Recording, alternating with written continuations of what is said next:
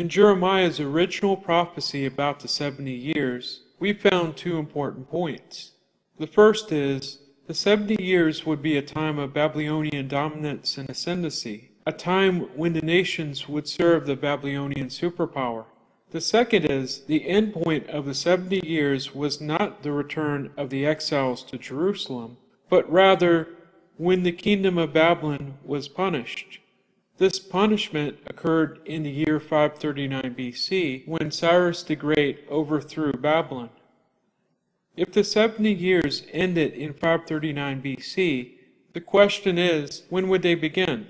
If we take the year 539 BC and go back 70 years, we come to the year 609 BC.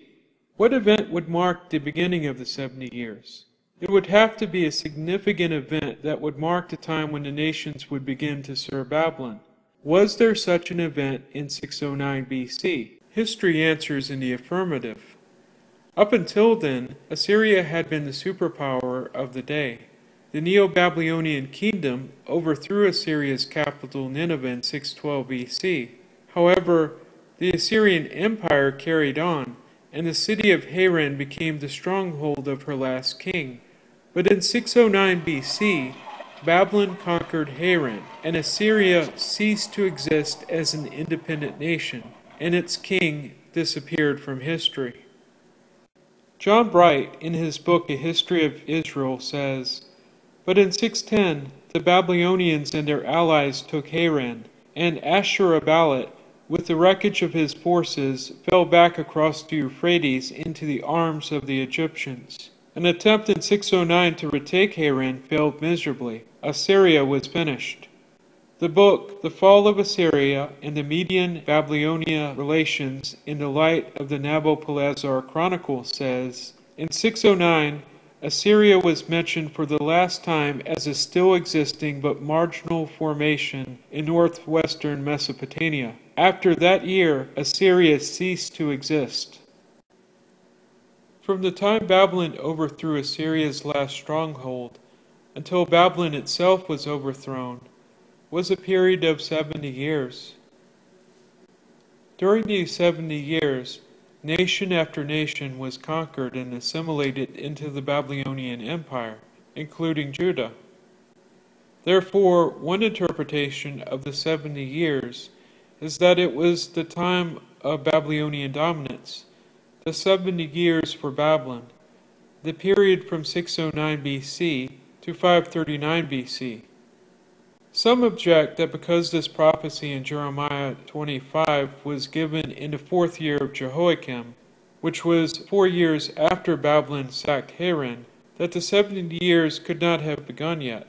However, another interpretation is that the 70 years are not an exact, but rounded figure, an approximate period of time.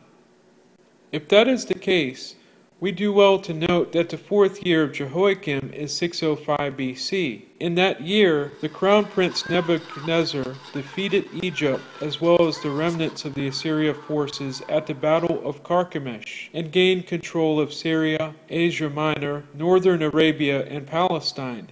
These lands remained in Babylonian hands for 66 years, up until the year 539 BC. In review, we have found that the Bible says that the 70 years are a period of time when the nations would serve Babylon as their superior authority, and would end when Babylon itself was called into account, which occurred when the kingdom was overthrown in 539 BC. We have presented two interpretations of the 70 years. The first is an exact period of 70 years from 609 BC to 539 BC, the time from when Babylon decisively overthrew Assyria's last king and its capital until Babylon itself was overthrown. The second interpretation is that the 70 years are a rounded period of 66 years from 605 BC to 539 BC, or from the Battle of Carchemish until the overthrow of Babylon. Since a return of the Jews to Jerusalem in 537 BC is conjecture and not scriptural, and the end point of the 70 years is 539 when Babylon is called into account, It cannot be said that the Bible proves or supports 607 as a marked date in Bible chronology.